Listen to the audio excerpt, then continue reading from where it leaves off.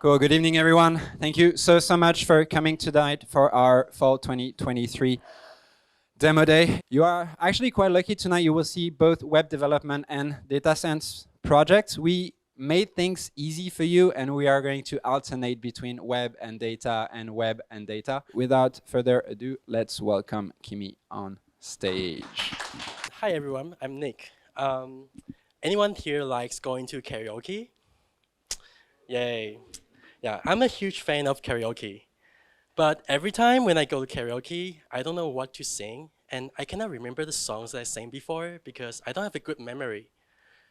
But lately, I found an app called SongFlow, and it's such a lifesaver.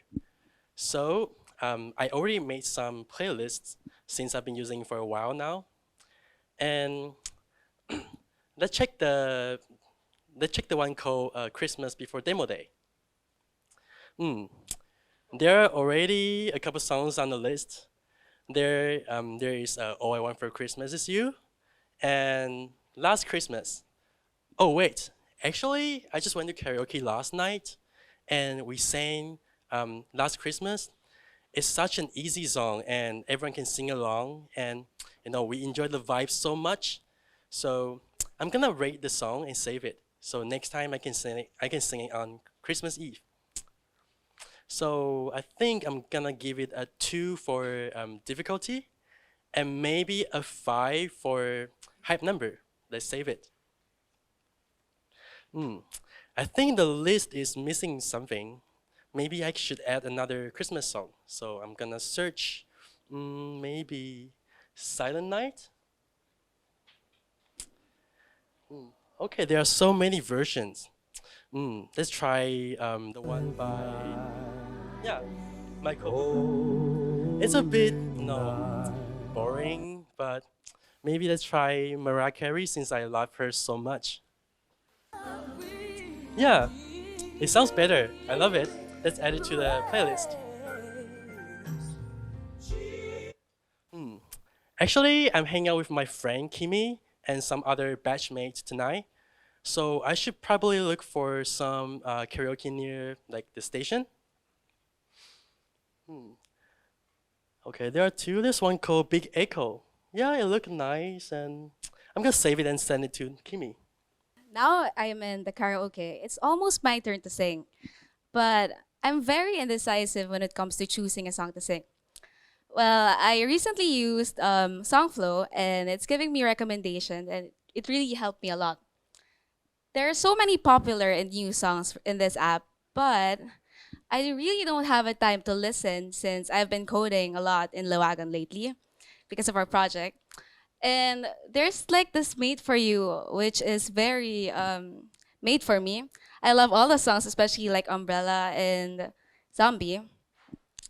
But I don't feel inspired. Maybe SongFlow could help me feel inspired. Wow, what a very aggressive question. What song do you want? Can somebody help me choose one? Your crowd favorite? Okay, crowd favorite it is. Oh, I don't like this song. I don't feel like it's the right vibe for today. Maybe we should try again. Do you guys like this song? Do you want me to sing this? No? Yeah?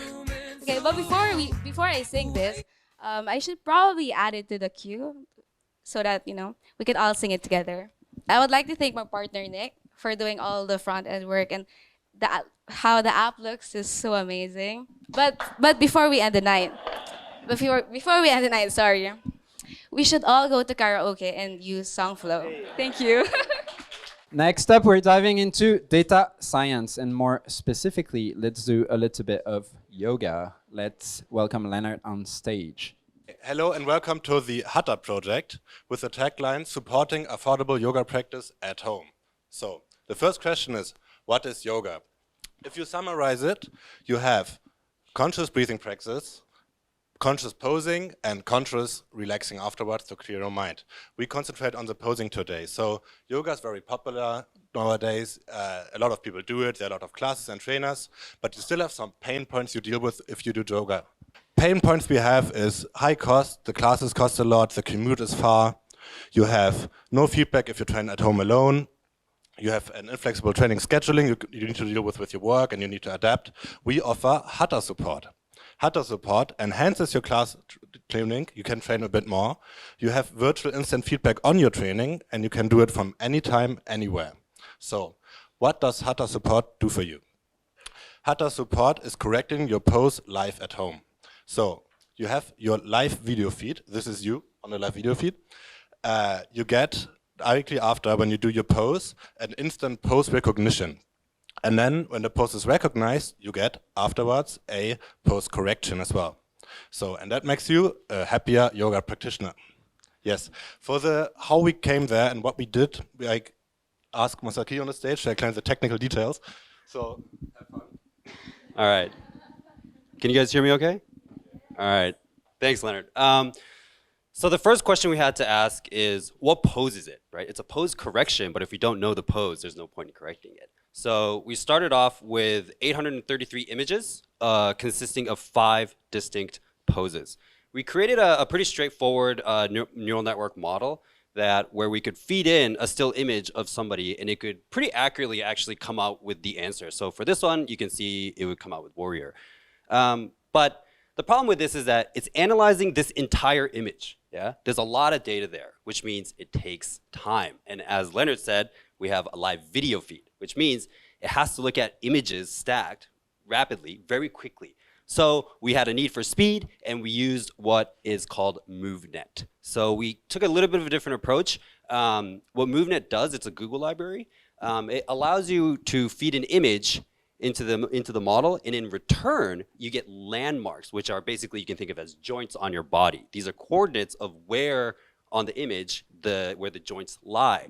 So instead of training our model on the actual image, we trained it on the output of that model. So for every frame, we can feed it into the MoveNet, which is very fast. We get an output of the landmarks, which is a much, much smaller data size than the actual image. We can feed it into the model, and it'll still say it's the warrior, but way faster. So this is the pose recognition part. So now that we know what pose we're talking about, the next question is, okay, how do we fix that? So in the pose recognition, we had a large data set of hundreds of images. For the correction, we only have 5 images. 1 image per pose. We call this the perfect pose. And big shout out to Mika, the Wagon yoga teacher, for supplying us with the perfect poses. You can give her a follow there. So how does the actual scoring work? So once we know what pose you're trying to do, we have the location of all your joints. And we can compare the angle of your joints compared to what Mika's doing in this perfect pose. And it can take the live feed, compare it with what Mika's doing, and output a score or how good you're doing the yoga pose. So, should we take a look at the live demo? Yeah, let's give it a shot. So, I'd like to invite Maria on stage to walk us through the demo. We've seen the under the hood. Now we're gonna see Leonard, an interested yoga practitioner, and see how this app could help him improve his poses. So as you can see, as Masaki mentioned, we have trained this model with 5 different poses. So we can see here, it's a suggestive sequence if you want to practice the whole thing. And then down here, we have 3 metrics or information that is taken out of what Leonard is about to do. So we can see the pose name, the score, how bad or how good, how perfect it is, and the problem area that he would need to fix. So Leonard, let's get started. So let's show the audience what a perfect goddess looks like. As you can see, it recognizes the pose, the score is perfect. We can disregard the fixing part for now because it is perfect. So if you don't mind, Leonard, just straightening your legs a little bit to see. It changes from perfect to good, and now even further, the pose is thinking because it's not sure whether what pose he's trying to do. If you bend down a little bit, Leonard, go back to the perfect pose, and voila. So let's try the second pose. Let's do downward facing dog. This is a very popular yoga pose. And as you can see, Leonard's been practicing a lot. He's perfect, but if you just show the audience, if you bend down the knee just a little bit, comes to good now, but it's still recognizing. But if you go back up again, Leonard, show the perfect downward dog, please. And it goes back to perfect. So as you can see, he's exhausted, okay? He's exhausted, so let him rest a little bit. And it's now flickering between plank and thinking because this pose actually resembles the plank pose. So Leonard, once you have recovered, let's do the perfect plank. And look at him, perfect plank.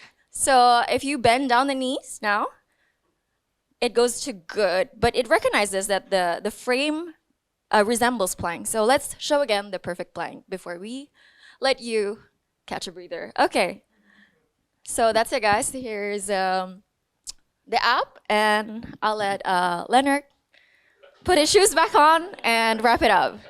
That was our demonstration. This is the team. Thank you for listening. Thank you for our teachers and TAs, and especially our class for working with us. It was really a great experience, and up to next. Thank you. We're going to be taking maps to another level with Chris's speech and Basho. Last year, I was in Japan for a while and I traveled a bit. I saw amazing places. People recommended me places like restaurants I should go to. I also saw some places I just saved for later that I would like to see again.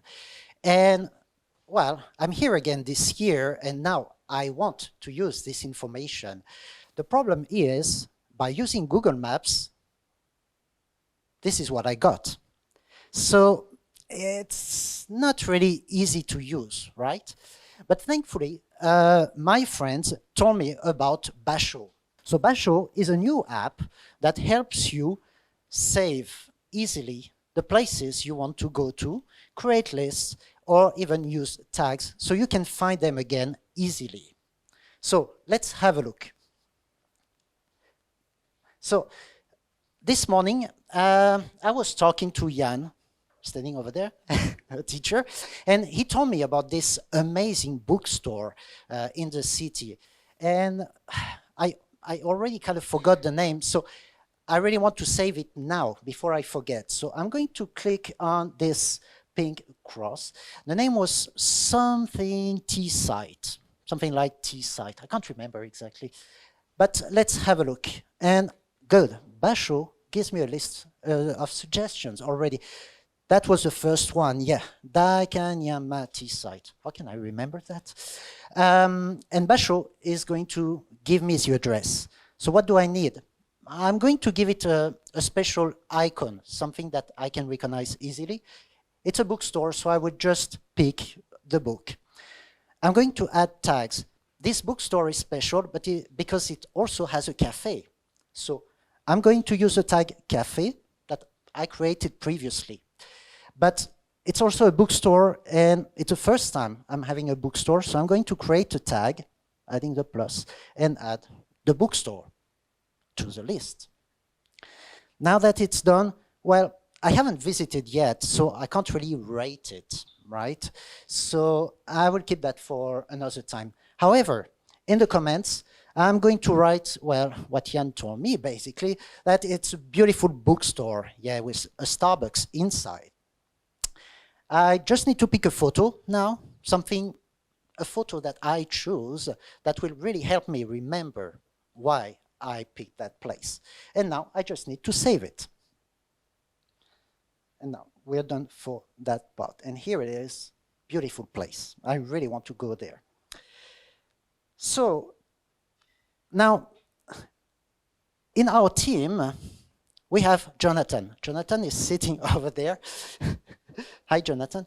And well, Jonathan, like most of us, sadly, is only staying in Japan for a short time. And he told me before leaving, he really wants to see the momiji. You know, these red leaves everywhere in the city. And I know some good places. I can't really remember the name. But so I'm going to go to my filters, have a look at the gardens. I visited a few gardens already. And because it's for momiji, I am going to add in the search the word momiji. I'm sure I wrote it somewhere in my comments. And here it is. What was the name again of that place? Oh, right. Koshikawa Kurakuren Garden. Let's have a look. Here, Jonathan, this is where you want to go. So today was also our last day here, in fact, working together on a project. And we decided to celebrate for lunch, to go to a restaurant we hadn't tried before. So I go back to my map, and in the filter, I see that I can choose the places that I haven't visited yet. And I'm going to look at this place. It was around us, around the area, and I guess it was not a burger place. Yes, Meguro Kitchen. This is the place. So, because we tried it for lunch, now I'm going to change the information. I'm going to make a note about it. Everybody loved it. It was really, really good. So, I'm going to change it to visited. I'm going to give it a 4-star rating. So, like that, I know I really enjoyed it. And well, in the comments, sorry, it was recommended by Michael, who is sitting, over there. Michael knows all the best places in town. And so I agree. I might add that this place has great ebi fry, right? And we're good. I can save it. So next time I check, I will remember why I saved that place. Right, now, actually, well, we also want to look for a place to celebrate tonight after the event. And, well, again, talking with Jonathan, he reminded me of a rooftop nightclub that I saved a few days ago. So I'm going to go to my list. Again, I can't remember the name, but I saved it a few days ago. I remember that. So let's go down the list. Oh, here, C'est la vie, Tokyo. Right, this is the place we're going to. Great, we're going to try that one tonight, right? Yeah, let's go for this one. And yeah, of course, you're all welcome to join. If, like me, you find it difficult to remember the places you want to visit or you went to when you look at Google Maps, well, give a try to Basho. Thank you for your time, and thank you to my team, Julien, Stéphanie, and Jonathan. For this data science project, I'm going to be welcoming Reda on stage. Let's talk about medical imaging. Let's welcome Reda. Thank you everyone for listening to our presentation. We have been working on medical imaging. We wanted to use our knowledge that we have been learning for the past 7 weeks at Le Wagon to work for the 2 weeks of project on healthcare. Our purpose here was to look at CT and MR images that are often used in hospital for diagnostic to be able to actually detect diseases in it with user our knowledge in data science. We wanted to actually do this project to be able to see what we can do to improve radiologist and hospital work.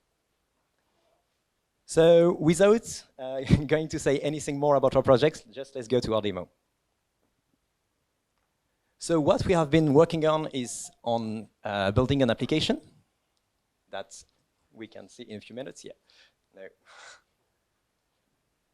Yeah, so this is an application. We can browse to some files, so we can import some data. So let's start with a brain, for example. So the app is loading a brain, as you can see, and then just clicking on scan, we're going to be able to see what our app can do on it. So the first thing the app is going to try to do is actually going to detect which organ it is. We are talking about the brain, but that's what we can see. What a computer can see is different. And then we're going to try to have a first prediction to see if, well, this brain is healthy or not. It looks like this brain is actually healthy. Here you can see how the computer was looking at different type of organs. So it detected the brain because it was looking at those pink areas. It's a very interesting thing because when we look at an organ, we recognize the shape automatically because it's something that speaks to us. But actually, for a computer, it looks at really very strange things, and it's really interesting to see. So let's go for another one. This time, we're gonna do another brain, but maybe something that is not healthy. As you can already see on this picture, yeah, there is something that seems to be wrong here. But let's see what the computer can see in it. So again, we load that application, it's going to detect the organ again, and then it's going to detect if this brain is diseased or not. In few seconds, it's like around 20 seconds to make a prediction, we will see the results. And we just got it. So the first analysis, shows that this brain is diseased. So we already knew it was a brain, but now it's going to test for possible diseases that it actually can see in it. We just got it. Oh, it's an acute infarction. The app is sure as 98% that it is, so it's kind of sound bad. Actually, our app is returning some generated images that can show us really where the computer was able to detect. We can see two images because we are using what's called deep learning, so we can see at each stage of learning where the app was actually able to see where the disease is. So let's start another one. This time maybe something else than a brain. This is a shoulder. You may recognize the bone inside of it, and it seems that it's a diseased one. So the computer is again making a prediction about the organs, and is testing for diseases. Let's look at it. So this time, the computer is not really sure what diseases it is. So it gives us like the first three prediction. So radiologists can actually have a better assessment of what is really going on. So if we look at the generated images, we can see that it doesn't really look at the bone, but mostly at the tissues around it. It's interesting because the diseases that were detected are actually about soft tissues. And with that, let's go back to our presentation. Here we go. So our program is able to detect 36 diseases in 5 types of organs. It's really good at detecting organs, and it has like different rates of results when it comes to detecting diseases. But it's actually interesting because we're going to learn about why it's actually not good at some point a bit later. But before that, we want to thank this radiologist office in Manhattan that has given access to this really amazing data set. It's more than 1 million images. They have been doing this themselves. We have, obviously, because it's only a 2-week project, been working only on a small part of the data set to actually really focus and be able to present you some interesting things today. So what is actually inside this app? What's the technologies? It's a neural network. So it takes from input an image, and the computer is going to look at it like part by part to be able to actually try to detect things. The computer does its own job. We don't really know what it's going to detect before it comes into this app. But the computer learns of it part by part and start to detect some patterns, some things that it can see into it while feeding it the result. If you really want to know more about neural networks, there is a new batch starting next year, I think, so you can register for it. So what were actually the limitations? We saw that we didn't have always good results. And this is because, as you can see on this graph, we have like 3 types of slices to see images in the human body. And each type of slice has actually a very different output in terms of images. So we choose for speed reasons to only work with 1 type of slice per organs, but some of the diseases actually don't show in this type of slices. So some diseases really look normal if we look in another angle. So it was interesting to see because for us, we didn't show anything, but looking at medical papers, we understood that actually we were not able to see that. What we wanted to build beyond this project was actually a complete pipeline to be able to use CT and MR images when they're generated to feed them into the computer, so we are able to actually get the prediction, we are able to detect everything, and then to feed back to medical professionals the generated images so they can work with better data. None of this would have been possible without my team, so I really want to thank them. They're around here. And obviously, without all the people at Wagon, the teacher, and RTA, and all the people in our batch. So a big thank to them all. And if I only can have like one conclusion, is actually computer and math can really improve lives. Thank you. I have a 3-year-old at home, and I believe that I would benefit greatly from the next application. Without further ado, let's welcome Yusuke on stage for Dekitayo. Good evening, everyone. My name is Yusuke. I'm a Japanese, and I have 2 daughters. One is 1 year old, and the other is 8 years old. They are very cute and everything to me. But given me and my wife working very hard every day, we don't have much time to spend enough time on them to teach very important thing. The important thing is habit, in Japanese, 習慣. shukan should be set in the early days of their life, but we need to, put more effort on it. So we're struggling on that. So we finally found a good solution. Dekitayo. This is application for working parents to set a task as a mission and engage their kids to complete their mission. So today, I have a business meeting from 6 p.m. at the Shimbashi station. Oh my gosh. So I'm going back home very late at night. So I'm going to set a mission to my daughters. So let me log into the system. As a parent, I can see my cute daughters. So Maya is on the nursery school today. So I'm going to set a mission to Iroha. Let's go to see the dashboard. So this is Iroha's, mission status and progress report. She has 2 missions today. She already completed 1 mission. I can see the mission chart. Okay, so in last 30 days, she completed almost everything, and she had 2 mission average a day. And if I look at the future mission, she have lots of category of the daily tasks and the chores. Okay, so let me see today's mission. Okay, she completed 1, and she have the 1 remained mission. Okay, let me create a new mission from Dad. Special mission is take a trash out. Check the baggage box in the second row. And the coins. Coin is the internal, family coins that can be used for special reward rate. So this time she has 89 coins, so I'm gonna give her 2 coins for this mission. Okay, she knows maybe everything on the mission. So, okay, I have a meeting from now on, so let's see how it goes. Hi everyone, my name is Iroha and I am an 8-year-old and I just finished one of my Dekitayo missions for today. So my mission today was to pack my bag for baseball practice, so I'm going to go ahead and log in and mark it as complete. All right, and when I look, my dad actually gave me another mission to take the trash out. So since I already did my baseball practice mission, I'm going to mark that as complete. And I'm going to go ahead and take out the trash.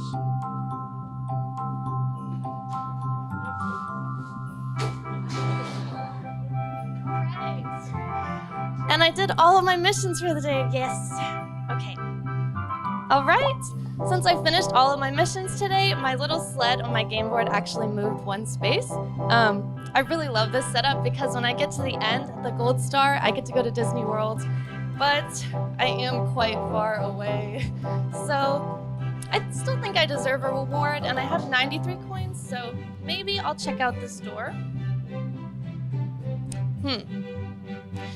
I would really love to get a new outfit, but it is 100 coins and I only have 93. So maybe I'll buy something cheap so I have some coins to get that a little later in the week. And let's go with the hair bow for 10 coins. All right. So I went and purchased that reward, and I hope my dad sees it on his way home. Maybe he'll bring me a hair bow, or we can go together tomorrow. But since I finished all my missions, I'm going to go play. You scared again? So I'm just finished the meeting. So it takes 2 hours. Oh my gosh, I'm not going to attend that meeting ever. So by the time she finished the mission already, so let me check the Dekitayo application.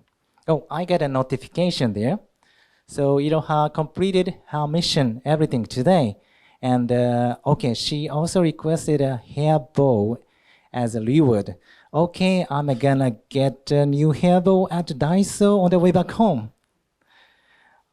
Okay, and I love this application because the Rust, compression praise also can be shared with me. So I can see she is now the Wagon Tokyo. Okay, maybe she's safely at the home.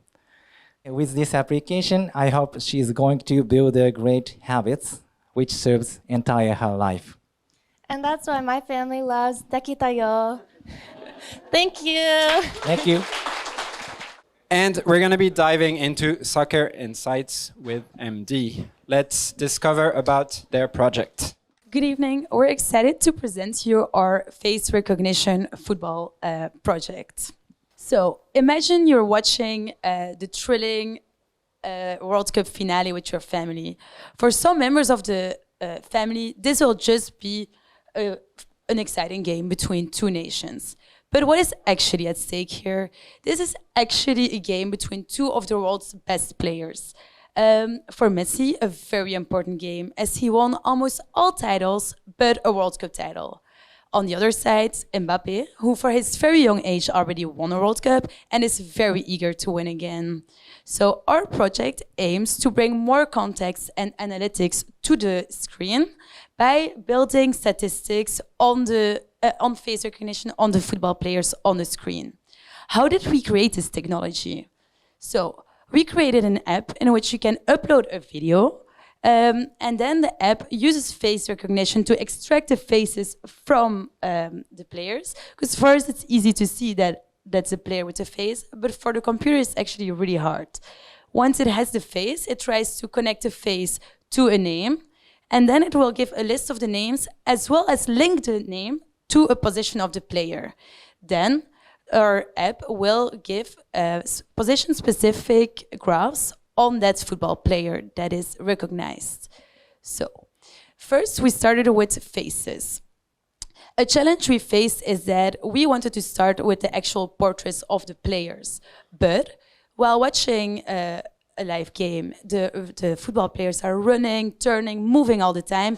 We realized, so to recognize the football players, actually the computer takes screenshots the whole time using OpenCV. But the screenshots were blurry. So we needed to make our data more closer to reality. How did we do this? We used data augmentation. So from the 150 images we started with, we used data augmentation to create more images out of that. So we did some cropping, asymmetric operations, as well as blurring. So our players would be able to be recognized by the computer in every kind of angle, light, and also straight in a movement while they are running, so blurry images. So then, after that, when we had our faces data, we actually created the face recognition model using TensorFlow Keras. We built our model from scratch, so it would be tailor-made on the football players.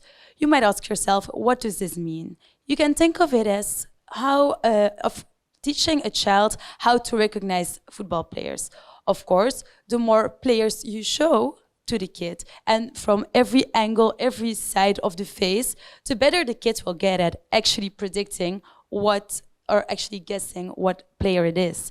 That is what we teach our model.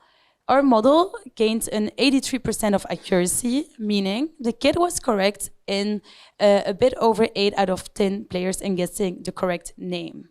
So now our technology is able to actually recognize a player. Then we needed to use an extensive data set to actually create the statistics to pop up and give more context to those players. What did we do? We sourced an extensive data set from Kaggle, which gave us 57 KPIs on about 173 players. Then we did a whole data analysis on these KPIs. We combined them to come up with our own KPIs and to then build graphs on those KPIs. So now we have the whole background. Let's dive right into the action with a live demonstration on how these face and statistics data are actually combined. In the app, we start with uploading a video. We will upload a video of the game of Real Madrid versus Liverpool for the football fans here. Okay. So while the video is uploading, it doesn't just upload the video. The whole technology is now working and is recognizing the players that are in the video and extracting the names and linking it to their respective positions. If it's, it's coming. Yes. So this is an example of what our technology can actually do. Here we can see Courtois and other players. So how did our model now, how did it do? It correctly recognized 4 players. Maybe let's compare Salah and Mane. Yes. Then it will give us statistics. Another thing our model can do is actually, when the players are in the same position, it will actually compare the player statistics, so you can see which one plays better based on data. If the players are in different positions, then it will just give statistics based on their respective positions. Here, we have 2 examples of what the technology can do. First, we have the goal types. So you can see, for example, that Salah only scores with left foot, while Mane also scores with his right foot. Other interesting statistics is, for example, on the passes. We can see, based on data, that Salah is not a better player, but performed more passes, so was more active during the game. Thank you for the live demonstration, Yassine. A limitation of our game is that we only had 2 weeks to build it, that it's not on live video, but that we have to upload a video into our app. These are improvements to be made. So I wanted to give a big thank you to my team, Yassine, Nikolai, and Jason, and a medal for Nikolai because he came up with the best model on how to recognize the faces on the football players. Also a big thank you to the TAs, the whole Wagon team, and the batch mates. Let's welcome Guillermo on stage. Good evening, everyone. So, when I first came to Japan, I honestly was more worried about not speaking a word of Japanese. I was also worried about losing my backpack in Shibuya 2 times.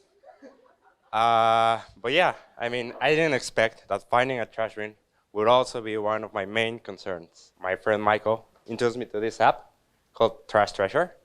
So let's test it out. I mean, I think, based on one of the previous pictures, some people have issues finding a place to throw their trash. So yeah, let's click on Find a Bin. And all right, I'm guessing we're gonna have quite a few beer cans to throw away. So probably beer cans and PET bottles as well. So let's search, see what we got. Oh, great.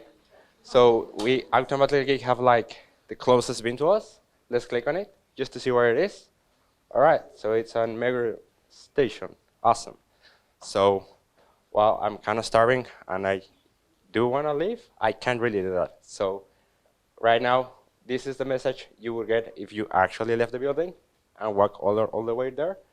So, yeah, as we can see, I earned my first badge. We have a gimmick where you earn badge the more the places you visit and throw trash. So yeah, awesome. Let's click on OK. And all right. Actually, I realized that we could also dispose of the trash right here at the wagon, just outside. So there's no need to go all the way there. All right, so let's probably just call it the wagon. And all right, I mean, I'm not sure if you'll be allowed to just throw your trash in here, but that's not my issue, really. So, all right. Yeah, I took a photo of the actual trash bin, so it will be easier to find. Yeah, near the fridge. Awesome. So yeah, let's send it. And yeah, it's all right. So that's our show page. I think it's pretty clear. We got the building as well as a super clean place on floor. Awesome. Cool. Guess we can head back to the homepage right now. All right. So that's a wrap. Thank you. So, thank you. So, finding a place to throw your trash is no longer an issue. However, finding reliable teammates sometimes is. However, that wasn't the case for me. So I want to thank my team, Vince and Michael, for the bootcamp this project, as well as everyone at the Wagon, our TAs. Yeah, thank you. Let's welcome Yaris, I believe, on stage. You're the first one to go for this project. Good evening and welcome to our project presentation of Signflow, an AI that translates sign language in real time. In the world, there's over 70 million people deaf and hard of hearing that use sign language as their main way of communication. Despite these large numbers of people, the awareness of the situation for this community is actually often overlooked or forgotten, which can lead to social exclusion or even discrimination. The lack of access to interpreters for these sign languages as well only adds to the problem, which, it does make it hard to exchange information between people that can and cannot hear. Recently, there have been a few attempts to bridge those gaps with modern applications such as machine learning and deep learning, which is also where our project SignFlow comes in. Let's have a look at how we approach this problem. To train and use an AI, we need data. In our case, that data consists of roughly 12,000 videos, each containing a sign and its respective meaning. Its respective meaning. But what can we actually do with this data? Well, a video is nothing else but a sequence of consecutive frames. But we needed to find the perfect amount of frames for our model. Well, what do I mean by this?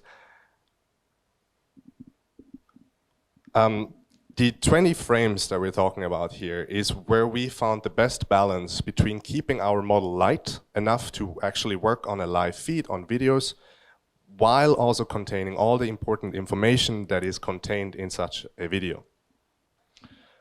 The model, the AI, then takes those 20 frames, learns from them, learns its pattern, learns its movements, learns its signs, and predicts or translates it into an actual word that we can read and understand.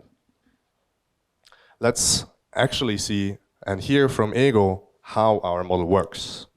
Amazing. So let's go to our UI, and then we'll give you a small demo of our product.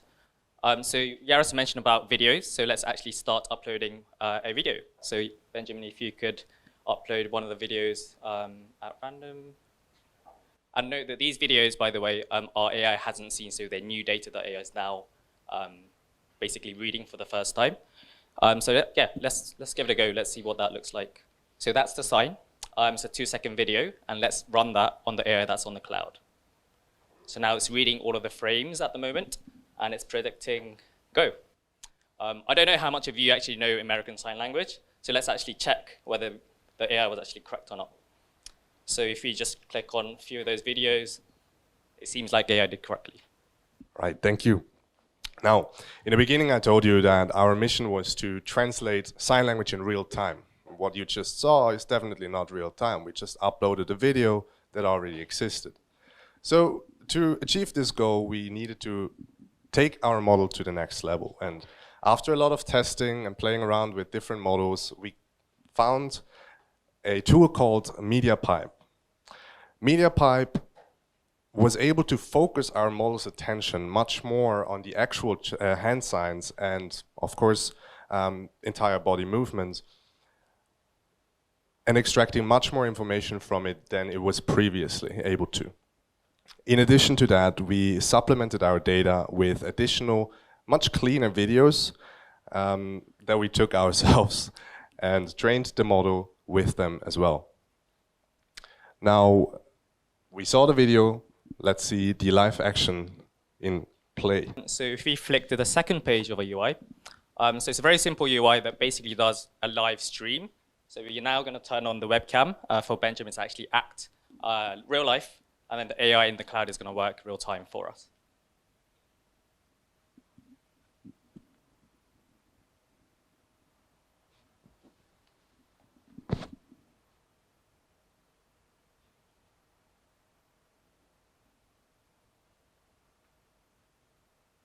Hello world. Amazing. So what actually happened there was that the first 20 frames, the AI gave us one word, hello, right? and then you saw the flicker, right, the blink. That indicates that basically we're taking the next set of 20 frames for the next word, and then basically repeats indefinitely. So you can make a sentence now. And the beauty of what Yaris mentioned, the media pipe, is that it detects the body parts, right? So it doesn't detect you as a person. So we now have Roshni on the go, and obviously Roshni and Benjamin look very different to us. But in the eyes of media pipe, they're actually the same skeleton, right? They're basically the same people. So let's see what Roshni has to say.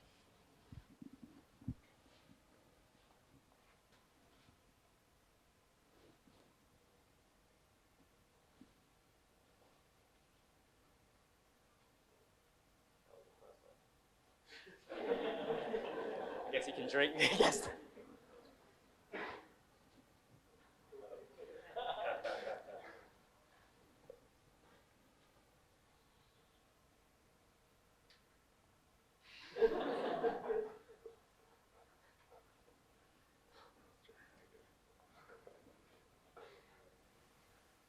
I think there might be a grammatical error, actually. It's meant to go the other way around. But you kind of see that, you kind of get the message, right? And we have lots of beer in the back for you guys to enjoy later on. Yeah, thank you very much. I hope you enjoyed our demo. Of course, over these past 9 weeks, we have learned a lot, and nothing would have been possible without my team as well. You've already heard and seen Ego. Then there's Benjamin and Roshni, and of course all the teachers and TA here at Le Wagon. If you're interested to read or learn more about our AI or even test it out for yourself, please feel free to use the QR code in the bottom to connect to our GitHub. Thank you very much. Enjoy the rest of your evening. This is actually already the last demo. It's a web demo for you. Without further ado, and for this last demo, let's welcome Rina on stage for SuiteFit. Hi guys, my name is Rina and I work for this real estate agency called Fable, located in Tokyo. And to be completely honest with you, the business hasn't been great. Clients pass by flyers we put up in the windows, and there is no way for me to gauge their interest. Also, even if they do come in, they are often worried about whether their furniture is going to fit in their new apartment, which makes them less likely to go ahead with the contract. Recently, though, I found this cool new app called SuiteFit, which allows me to solve those problems.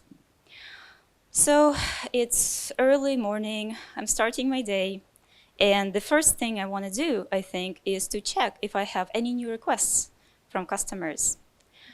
So yeah, I think it looks like I have one, and it's from Ryan, asking if the apartment he's interested in is pet-friendly. And actually it is, which is pretty surprising for Tokyo. So I will go ahead and tell him just that. Okay, I'm done. Now, the next thing on the agenda is listing this new apartment that just came in. It's, the apartment is Vizinho, Tokyo.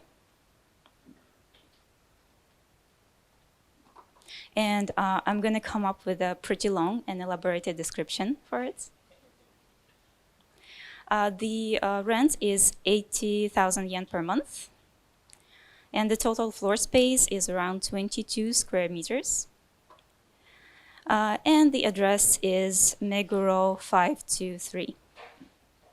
And also I'm going to upload some nice pictures. That's fine.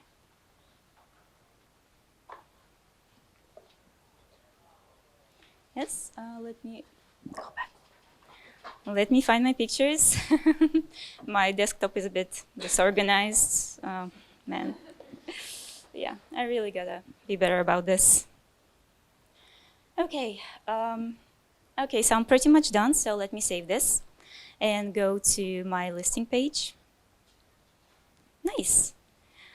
So now that I have listed my apartment, I can download the QR code, put it on a flyer, like this.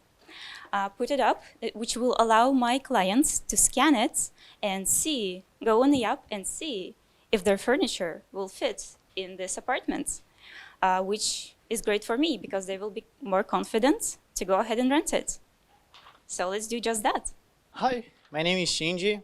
So I want to move to Tokyo, but I'm not confident if my things will fit inside my apartment, you know?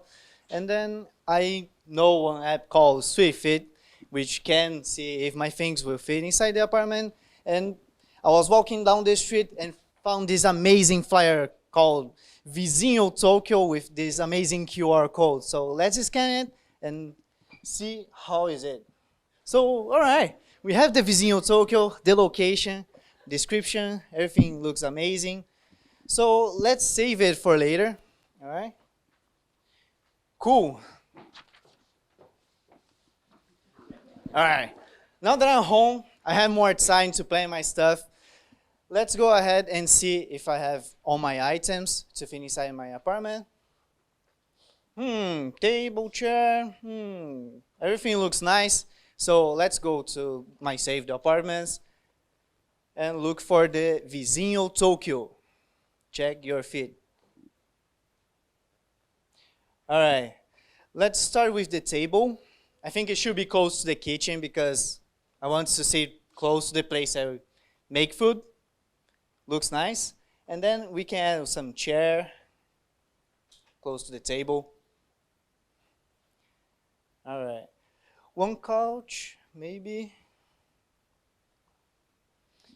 Can have my couch. And I think I need help. I'm not so sure about where to put it. My friend Ryan could recommend me some place to put it. Which corner? You need to be more specific. Sounds cool. All right, so I have my couch. Let's place just my last thing, which is the bed. My double bed close to some wall, I think. Not in the middle of the thing. Not in the couch itself. All right. I don't think I can move from there, but it looks cool. All right. Amazing. So I think it fits my thing. Let's book an appointment. No, it's a SuiteFit. So yeah, it looks like a SuiteFit.